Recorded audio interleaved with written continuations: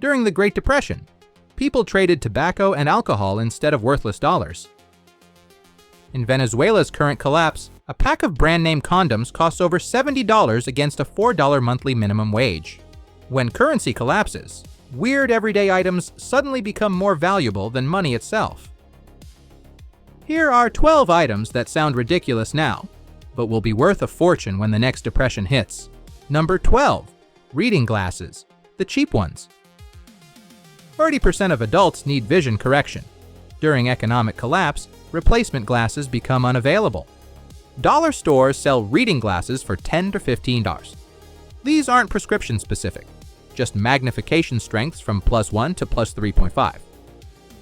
Here's why they're gold.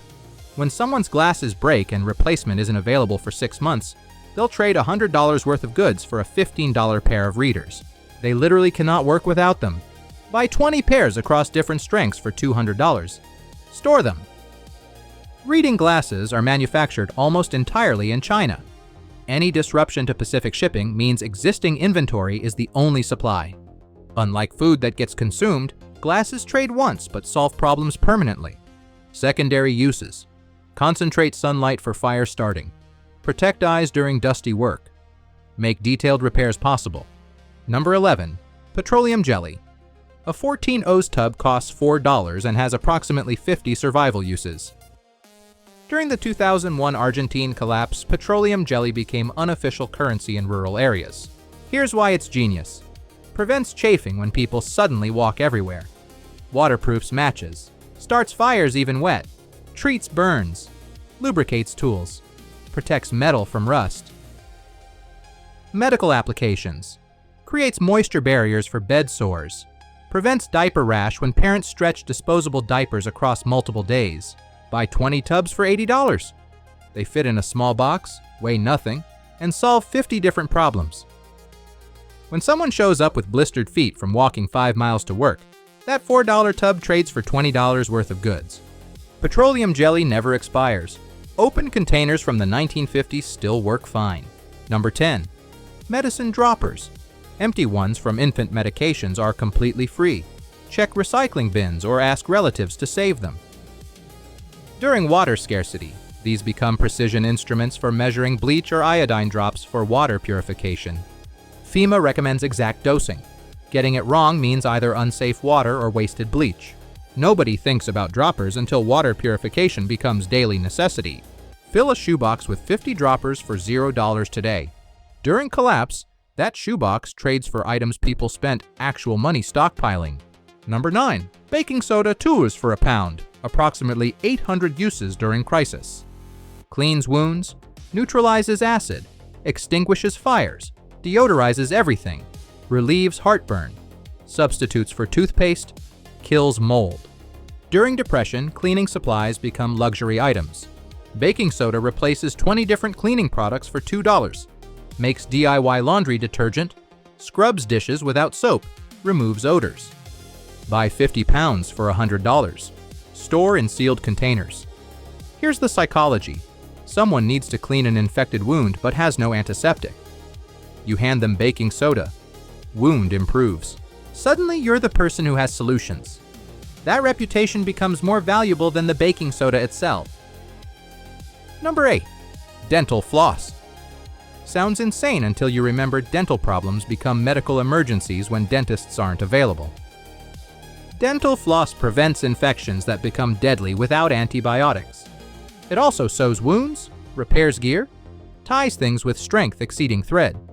It's waterproof string that doesn't rot. During the Bosnian War, people used dental floss to repair boots, secure tarps, create fishing line. One container costs $3 and contains 50 yards. That's 1/800 inches of strong, waterproof, multi-purpose string. Buy 30 containers for $90. You're holding a functional sewing kit, fishing line, repair supplies, and dental hygiene for the entire community. Number 7. Alcohol. Specifically small bottles.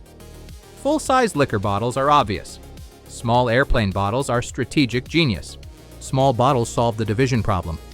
If you have a large vodka bottle worth $50 in barter but only need $10 worth of goods, you've created a negotiation problem.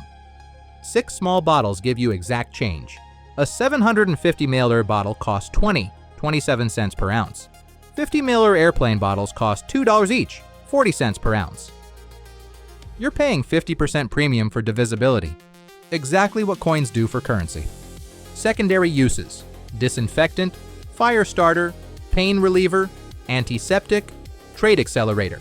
Vodka doesn't expire, doesn't require refrigeration, maintains value regardless of brand. Number 6. Disposable lighters. Fire means survival. During collapse, heating and cooking depend on fire. A Bic lighter costs $2 and produces thousands of lights before depleting. During crisis, one lighter trades for $5, $10 worth of goods because fire means survival. The space-to-value ratio is ridiculous. 100 lighters fit in a shoebox and cost $200. That shoebox contains fire-starting capability for dozens of people across months. When winter comes and heating fuel is scarce, those lighters trade for heating fuel itself. You're trading 2Ls for $10 repeatedly. Lighters never expire if stored properly. 20 years from now, they work identically. Number 5. Duct tape. During the Bosnian War, duct tape became legitimate currency. People traded food for rolls. Duct tape fixes everything when replacement parts don't exist. Patches tents, repairs boots, seals broken windows, waterproofs containers, creates makeshift bandages. Functionally infinite uses. A single roll costs $5 today and trades for $50 worth of goods during shortage. The supply chain problem amplifies value. Duct tape requires functioning industrial manufacturing. When factories close, existing rolls become the only supply. Buy 20 rolls for $100. Store them dry. You're holding practical currency that won't inflate away like dollars. Number 4. Coffee filters. Multi-purpose survival tools disguised as kitchen supplies. A box of 200 costs $4. They make coffee, obviously, but also strain particulates from water before purification, create emergency face masks during dust or smoke, hold dry goods, work as fire starters. The space-to-value ratio is insane. Coffee filters stack flat, weigh nothing, don't expire. You can store 5,000 filters in a closet for $100. When currency collapses and people desperately want coffee but water is questionable, you're holding both solutions in one product that cost you pennies. Number 3. Condoms. Venezuela proved this empirically. Brand name condoms hit $70 per pack in Caracas while minimum wage stayed at $4 monthly. That's supply chain collapse meeting non-negotiable human behavior. Dual purposes during crisis. The obvious one doesn't need explanation. The weird one. Each condom holds roughly 1 liter of water before breaking. Emergency water containers when nothing else is available. Condoms cost about $1 each today. A brick of 100 costs $100 and fits in a shoebox. People will always need condoms regardless of economic conditions, especially during economic conditions when raising children becomes impossibly expensive. Number 2. Hand crank can openers. Electric can openers become paperweights when power grid fails. Manual can openers work forever with 0 external inputs. People stockpile canned food. They don't stockpile manual can openers. When stores close and supply chains break, everyone has cans they cannot open. A decent manual can opener costs $7.